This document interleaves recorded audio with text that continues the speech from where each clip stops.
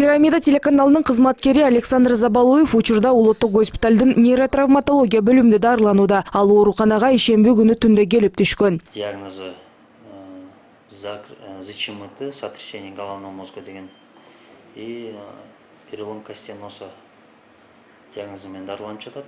Керектүү дарылардын баарын алып жатат.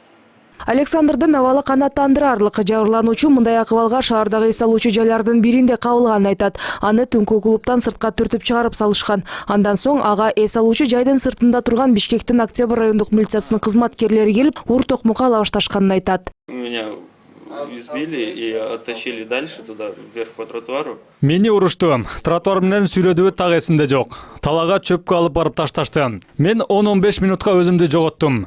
Башкача айтканда, баарын ооп турганы менен көзүм караңгылашып тура албай койдум. Чөнтөгүмдө эч нерсе жок экен. Эң башкысы, телефонумду алган милиция кызматкерлери мага кайра кайтарып беришти.